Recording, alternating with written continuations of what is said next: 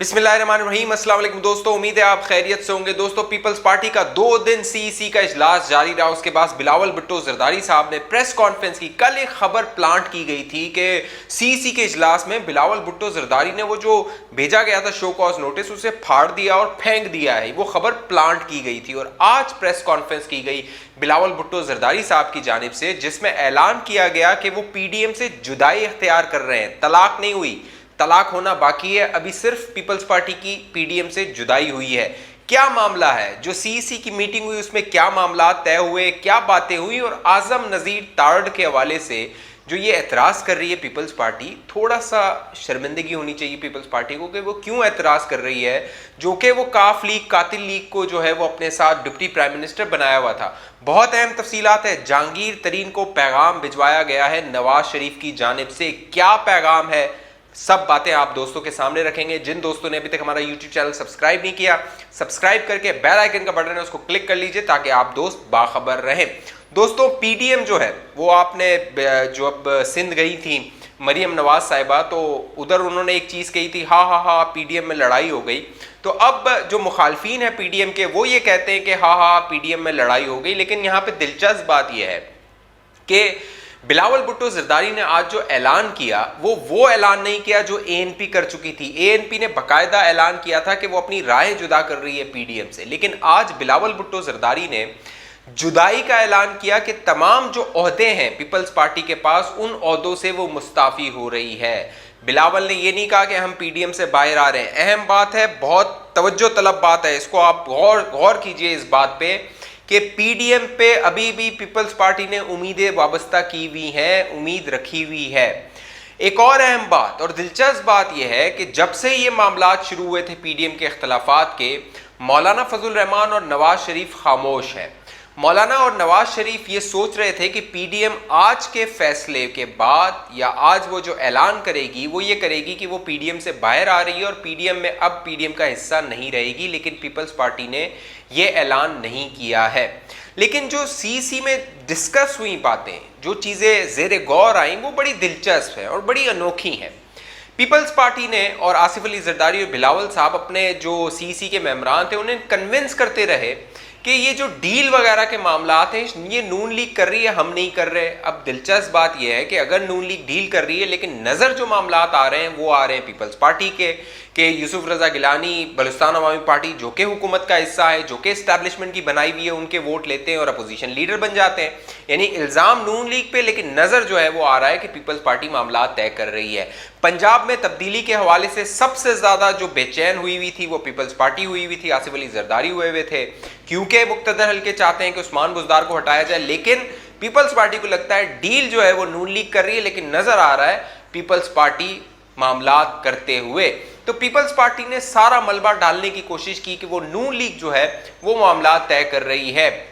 एक दिलचस्प बात जो बिलावल भुट्टो जरदारी ने अपनी प्रेस कॉन्फ्रेंस में की वो ये थी कि जो आजम नजीर तारड़ हैं, जो कि उम्मीदवार थे यूसुफ रजा गिलानी की जगह पे, वो बेनजीर भुट्टो के जो मुल्जिमान थे कत्ल के, उनके वकील रहे हैं। और वो पुलिस वाले जो उसके कत्ल में जो है वो मुकदमे में नामजद थे, उनके वो वकील रहे थे, उनकी वो वकालत करते रहे थे। लेकिन जब पीपल्स पार्टी ये जवाब देती है तो पीपल्स पार्टी से सवाल ये पैदा होता है कि जिसको आसिफ अली जरदारी कातिल लीग कहते थे, काफ लीग को, उसको आपने डिप्टी प्राइम मिनिस्टर बना दिया था अपना, और फिर अपनी जो हुकूमत का इत्तेहादी बना दिया था।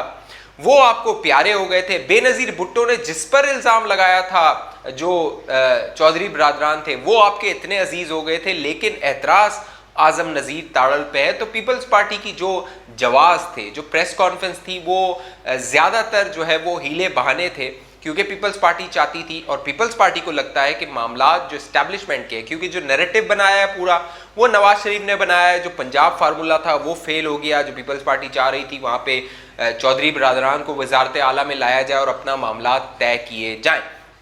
अब दिलचस्प बात एक और जो बहुत अहम बात है वो है नवाज शरीफ का पैगाम जहांगीर तरीन के नाम।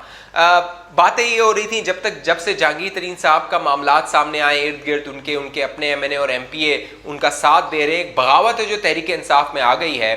तो नून लीग की जानिब से जो राना सनाउल्लाह हैं, उन्होंने इंदिया दिया था कि अगर जहांगीर तरीन उनसे राब्ता करें तो मामलात आगे बढ़ाए जा सकते हैं।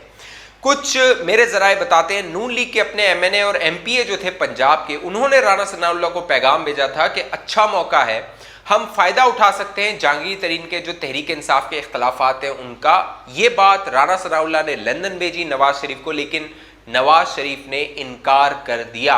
नवाज शरीफ ने जहांगीर तरीन को पैगाम दिया कि उनकी नून लीग में जगह नहीं है।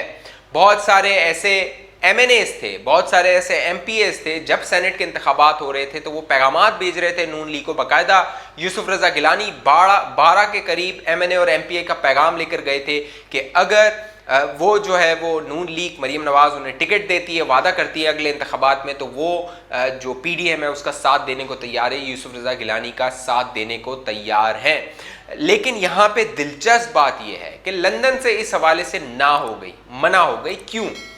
उसकी वजह यह है कि नवाज शरीफ का अब जो पूरा फोकस है वो है अगले जो ज़मनी इंतखाबात हैं। 2 ज़मनी इंतखाबात हैं जो अहम ज़मनी इंतखाबात होने हैं। एक होना है कराची, जो फैसल वावड़ा वाली सीट है बल्दिया की, वहाँ पर 29 अप्रैल को, और एक 5 मई को होना है खुशाब में जो पंजाब असम्बली की नशस्त है उस पर। तो अब जो नून लीग का फोकस है वो चाह रहे हैं कि हम इंतखाबात में हिस्सा लें और हुकूमत और मुक़्तदर हलकों को बताएं कि अवाम जो है वो अब नून लीग के साथ है। साथ साथ जून में जो आज़ाद कश्मीर है उसके इंतखाबात आने वाले हैं, तो नून लीग की ये भी स्ट्रैटेजी है कि उस पर भी फोकस किया जाए और वहाँ पर भी हुकूमत बनाई जाए। तो जून तक नून लीग का ये इरादा नहीं है कि वो कोई स्ट्रीट प्रोटेस्ट करे या फिर पीडीएम के मामलात को इस तरह का आगे बढ़ाए कि ये जो मामलात है ज़मनी इंतखाबात के या आज़ाद कश्मीर के वो कॉम्प्रोमाइज़ हों। तो अब देखना यह है कि मौलाना फजल रहमान पीडीएम का इजलास कब बुलाते हैं, लेकिन जो पीडीएम की जमातें हैं, जो इत्तेहाद था एक आगे बढ़ने का, उस पर एक दरार आ गई है एएनपी के हवाले से और पीपल्स पार्टी के हवाले से। और पीपल्स पार्टी ने आज साफ छुपते भी नहीं, सामने आते भी नहीं वाला मामला किया और पीडीएम से तलाक के बदले सिर्फ जुदाई का ऐलान किया कि फिल वक्त वो ओहदे छोड़ रहे हैं। एक और जो दिलचस्प बयान सामने आया वो है मौलाना गफूर हैदरी का, जिनका कहना था, क्योंकि वो मौलाना फजल रहमान की जमात के हैं, उनका बयान इंतहाई अहम है, तो मौलाना गफूर हैदरी ने कहा पीपल्स पार्टी के पीडीएम से बाहर जाने के बाद अब फैसले मजबूती से होंगे और जो पीडीएम के फैसले होंगे उन पर अमल दरामद होगा और पीपल्स पार्टी को इसका खमियाजा भुगतना पड़ेगा। इसमें कोई शक नहीं है कि जो आसिफ अली जरदारी थे वो कुछ तोड़ जोड़ का काम करना चाह रहे थे पीडीएम को इस्तेमाल करते हुए, लेकिन उनका वो पूरा खेल जो है वो बिगड़ गया। अब पंजाब के हवाले से जो तब्दीली का मामला है उसकी उम्मीदें की जा रही हैं जहांगीर तरीन से, और पीपल्स पार्टी के जराए मुझे ये बताते हैं कि यूसुफ रजा गिलानी इस बात के मुखालिफ हैं कि जहांगीर तरीन पीपल्स पार्टी को ज्वाइन करें, क्योंकि साउथ पंजाब से उनका वोट है। आपको मालूम है जब मखदूम शाह महमूद कुरैशी और यूसुफ रजा गिलानी दोनों जब पीपल्स पार्टी में थे तो इन दोनों की बड़ी टसल हुआ करती थी, क्योंकि साउथ पंजाब के जो मामलात हैं वो ये गद्दी नशीन है, ये चाहते हैं अपने हाथ में रखें। तो अब ये जो पूरा तब्दीली का खेल है, लग ये रहा है कि ये सारा मामला अब जून तक जाएगा और जून में फिर एक बजट भी आएगा। बजट में क्या मामलात होते हैं वो पास करवा सकती है ये हुकूमत या नहीं, ये तो जून में ही पता लगेगा। लेकिन उससे पहले शहबाज शरीफ जो है वो बाहर आ चुके होंगे और शहबाज शरीफ नून लीग की हिकमत अमली तय कर रहे होंगे और मामलात को आगे बढ़ा रहे होंगे। अब देखना यह है अगले कितने दिनों में, क्योंकि मरीम नवाज अब मुतहरक हो गई हैं, उन्होंने आज अपनी ज़मानत के हवाले से पेशी भी बुकती और फिर नैब को कहा गया कि 10 दिन पहले मरीम नवाज को बताना होगा अगर नैब उन्हें गिरफ्तार करना चाहती है।